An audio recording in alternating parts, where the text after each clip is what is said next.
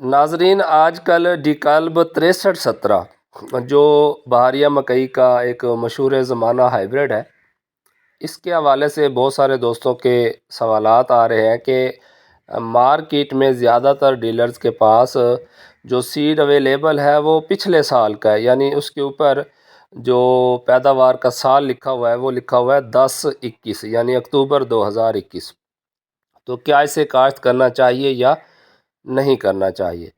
اس حوالے سے کمپنی کے نمائندے سے میں نے بات کی تو ان کا جو کہنا تھا وہ آپ پہلے خود سن لیں، باقی باتیں بعد میں ڈسکس کرتے ہیں۔ فار ایگزامپل جب ہم امپورٹ کرتے ہیں نا، جی تو بعض اوقات کوئی ایک آدھی انوینٹری جو ہے وہ رہ جاتی ہے، پچھلے سال میں چلی جاتی ہے، ٹھیک ہے، اچھا وہاں پہ پروڈکشن لیٹ ہو جاتی ہے نا، صحیح۔ کیونکہ ایئر تو وہی یوز ہوتا ہے جس ایئر میں پروڈکشن ہو چکی ہوتی ہے، لیکن ایشو کوئی نہیں ہوتا کیونکہ یہ اس کی پراپر ہماری کوالٹی کی ٹیم ہے۔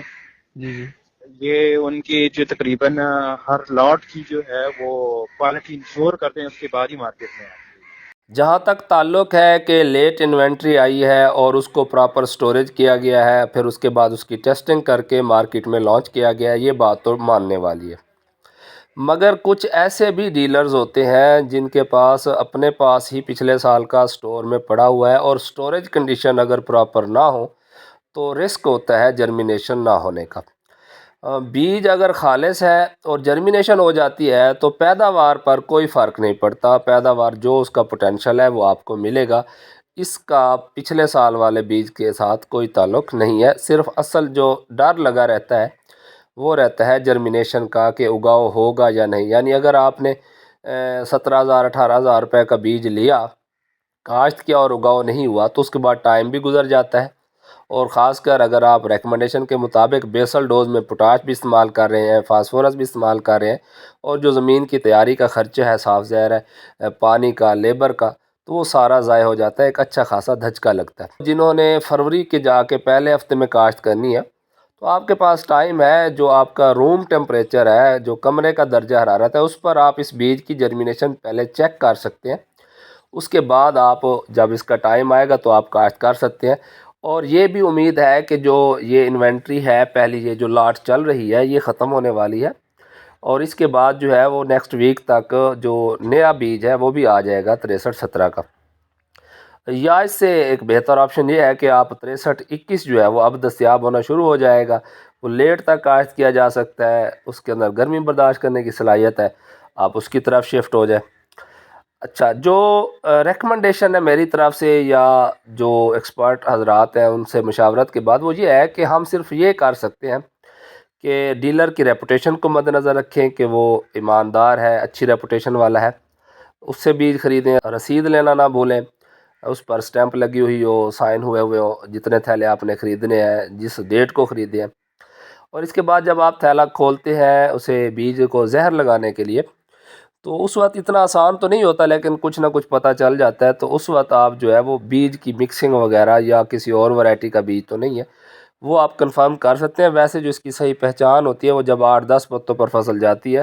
تب جا کے پتہ چلتا ہے کہ یہ وہ 6317 ہے یا نہیں ہے، یا یہ دوسرا ہے۔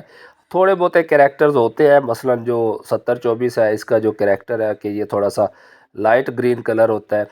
6321 کا کریکٹر ہے کہ وہ ذرا گہرے سبز رنگ کے پتے ہوتے ہیں، اسی طرح 6321 کے پتے چوڑے ہوتے ہیں۔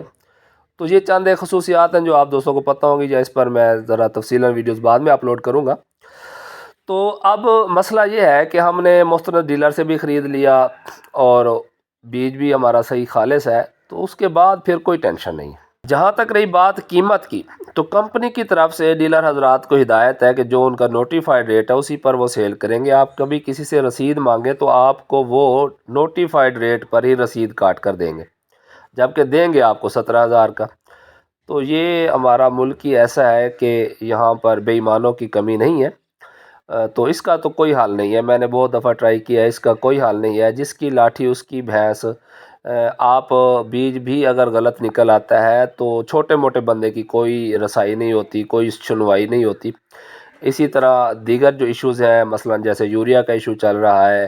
دیگر کھادوں کا چل رہا ہے، آپ دیکھیں پہلے 2250 روپے تھا یا 2200 روپے ریٹ تھا، تو 2700 روپے میں 2800 روپے میں مل رہی تھی، اب اگر اسے 2500 रुपये तक ले गए हैं तो उन्होंने उसे 3100 में 3500 रुपये में सेल करना शुरू कर दिया।